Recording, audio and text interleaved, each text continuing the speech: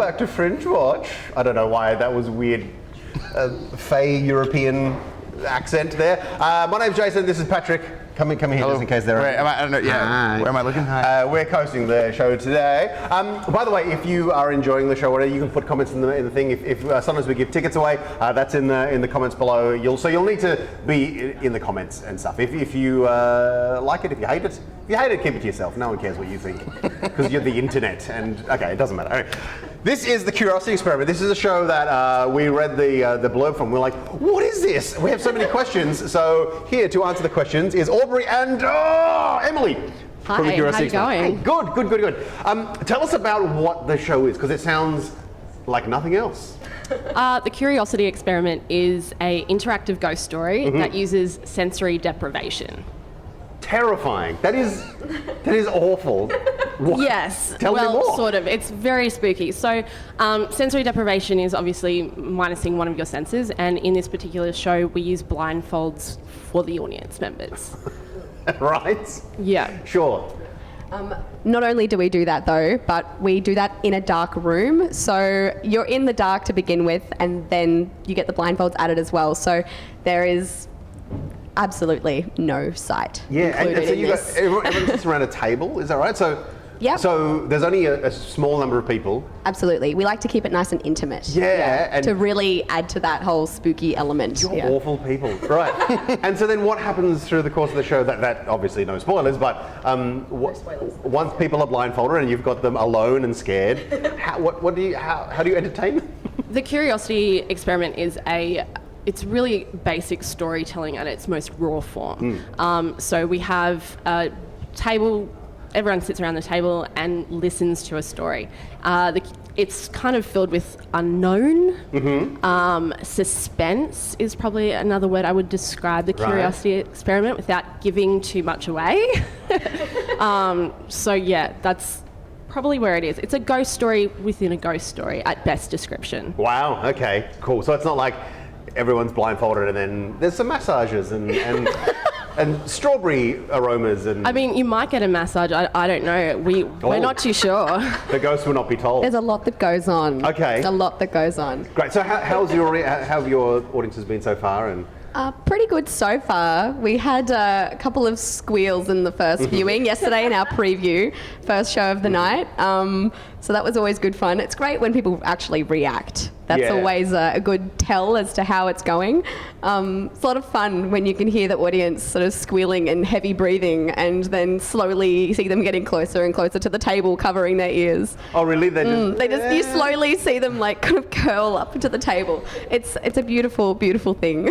This reminds me of a thing I saw it was like Universal Studios or Disneyland or something, where you're all in this ride and then something goes horribly wrong and an alien gets released, but everyone's got like speakers in their heads and their chair kind of like moves and contracts, and you can actually hear the screams as like the monster is roaming around the room and you can't move, everyone's locked in, and you can hear the monster coming towards you and the people in the actual room screaming as well, and it's amazing. So that's awesome. Yeah. That's awesome, and that's really what we do. It's a very interactive storytelling show. So you are getting that with elements of suspense and is there something behind me? Is there not anything behind me?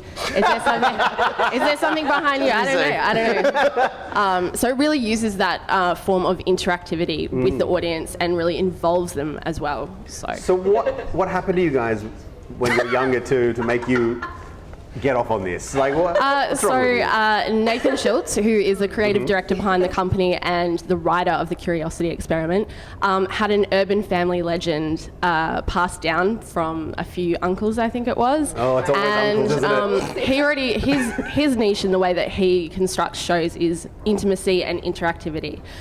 So when he was given an opportunity to create a ghost story, he utilised something that was given to him and has really expanded on that. So it was all his amazing, ingenious, insidious idea, really. And it's amazing what he's constructed.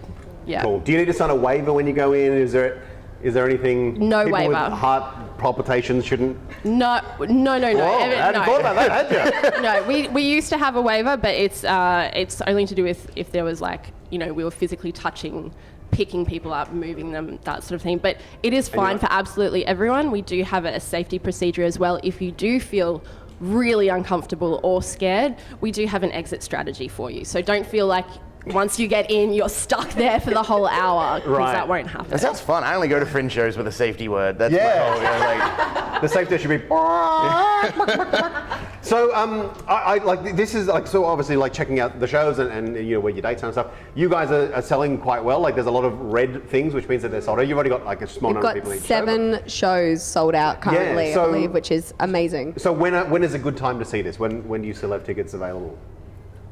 You know about more than me. Okay. So at the Money bags moment, over here. at the moment, our shows are selling out at 6 and 8 p.m. So I think on a lot of our shows that are left, there's only 2 or 3 spots. Yeah. Our 10 p.m. shows have a few more spots. So if you're thinking about coming along with like a bigger group of people, come along to the 10 o'clock show, because it's a lot creepier when there's no one in a building and it's dark. So Great. If you're a real sadist, then that's whereabouts is it? What building? Carclew House. Carclew is like a haunted house. Oh, is it really? Oh, okay, cool. It's in. I'm from Adelaide. I didn't even know where that was. Oh, We God. don't say that. Okay. We wouldn't say that. It's definitely horrible people. On Okay, so we need to. I'm talking about these people, not the wonderful people at Clarklew.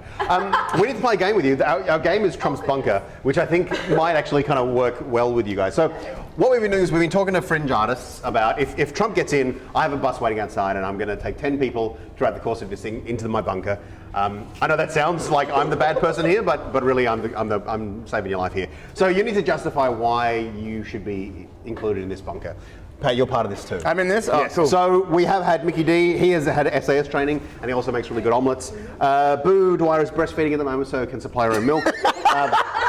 Georgie Carroll's a nurse. Who was Pat McCaffrey? He can play 3 chords on the guitar. Lana Schwartz has got a good one. She has a dog. She has I a think dog that's a called winner. Tyson. Yeah. I don't think anyone can beat that one. Yeah, Dogs Blonde are makes important. perfect white sauce, but she realised you need fresh cream for that, so she's also going to bring a cow. But couldn't that come from the milk? Well, she's got from Boo, yeah. Oh, okay. All right. We got one more extra space because that would have been a twofer because we would have to get a cow on the bus. But that's good now. So what do you think that you guys could add to society as we rebuild it? Goodness hard. gracious. I'm going to put this up here. Yeah, okay. So we've got food. I feel like food is covered. Yes. And I feel like emergency services is covered. It looks like it. I don't know. Oh my god. Does that new society? Oh, I do. I'm pretty sure he said that Finding Nemo was one of the first films he watched in the White House, and I've got a pretty good film knowledge, and I Okay. enjoy Disney. Okay. So I could be in charge of entertainment. Okay. Especially when it comes to Disney. Disney Entertainment. That's not going to make sense tomorrow. Okay. Pat, how you doing? I'm good. What, like a reason for What's why I your should be- worth in society? I make everybody else look better by comparison. All right.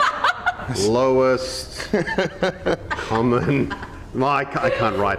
Non-denominator. Okay. Yeah, And I mean, Audrey, that how are you plant looks doing? really good just there. Like, you know, in comparison, the plant. Oh, the plant. Oh, yeah, Yeah. totally. Yeah. Yeah. It's like it looks like it's got personality. Yeah. It's yeah. It's got attitude. Look at those leaves hanging at that It angle. gets some It's sun, really- obviously. I know you're trying to avoid the question. Damn it!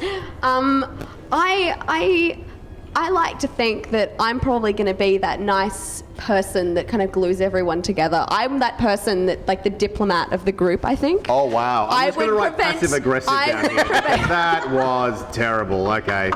Okay. I have no idea, but I feel like I would be that diplomatic person that would kind of Yeah. No, prevent. I already wrote the- passive aggressive like, down. It's fine. Yeah, Right. prevent that from happening. So yeah. Your show, I'm going to give you a quick plug. Thank you so much for coming on.